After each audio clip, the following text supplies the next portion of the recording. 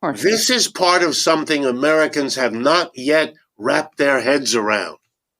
The American empire, like every empire before it, is now shrinking. You know, empires rise, they have a flourish, they grow, it's very impressive.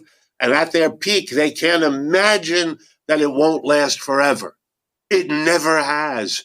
Every empire, the Greek, the Roman, the Persian, the Turkish, you fill in the blank, they all went up, then they went down. The ride up, much more fun than the ride down. We are now in the ride down, and we better be very careful because denial, which is the way most of America is so far dealing with it, is not a solution. It doesn't go away because you pretend it isn't happening.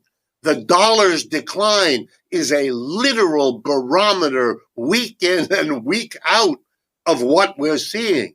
The failure in Ukraine is another one. I mean, you've got to see we didn't win in Vietnam. We didn't win in Afghanistan. We didn't win in Iraq. You can dance around it 20 different ways, but it is the truth. This is not an argument about who's the good guys and the bad guys. I'm just explaining we are not facing a decline that is underway and that is showing us its face if only we're willing to see it. And we could have a, quote, decent soft landing. Empires do not have to go out in a horrible explosion. They can decline. Britain, not that they're a model, but after trying twice to stop the United States in the War of Independence and again the War of 1812, the British figured out we can't do this militarily, and they came to terms with their decline and being replaced by the American empire. I don't know what's coming next. I don't know whether the Chinese will be the next empire or whether it'll be handled in a multinational way. And there's some evidence in both directions. But the United States is not able to do what it did. And one of the greatest mistakes empires in the past have made is overreaching when they can't do that anymore. And my fear is we're at a very delicate point in that process, hampered by a denial of what's going on that periodically frightens me. So if our politicians could get out of the state of denial and face reality, what would that look like? What would this soft landing that you just described look like? They would have to sit down at this point, either with China or with China and what we call the BRICS, this group of nations that are really working well together. China, India, Brazil, South Africa, Russia. I left out Russia, right. And there's a dozen other countries that have applied. So they're going to become much, much bigger in the next 12 to 24 months.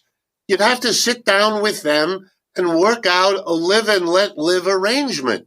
You know, the world needs a lot of things produced. Americans can produce some of them, Chinese can produce, and Brazilian. We'd have a much better world if it were more generously distributed. It shouldn't all be in North America and Western Europe. That's a legacy of colonialism we should better put behind us. If more of the different parts of the world really are integrated, they'll be less likely to be tempted to do militarily what they really can't afford. That's already underway. We might have done terrible things vis-a-vis China if we weren't as dependent on the Chinese as we already are.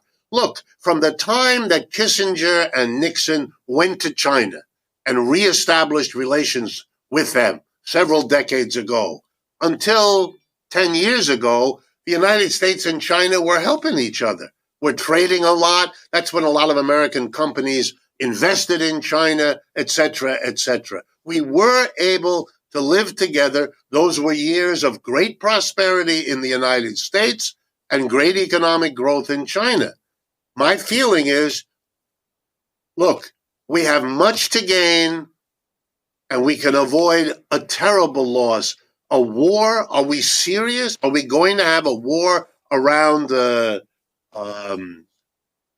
Taiwan, in China, in the South China Sea, at the same time that we're fighting a war in Europe? Really? With countries that all have nuclear weapons. This is crazy. We can't afford to do it, and we ought to stop trying. The wealth of the United States is a great incentive for other countries to meet us halfway. Let's use the wealth to have an attempt at least.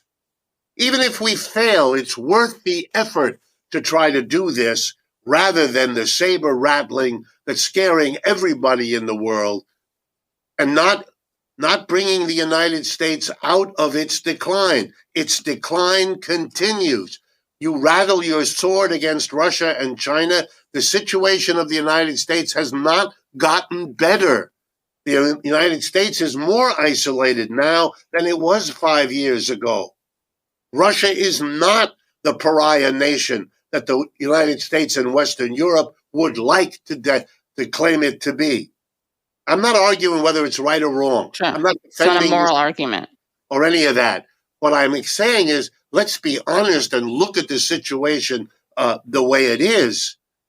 We are fighting to the last Ukrainian, and I don't think that's a smart move at all.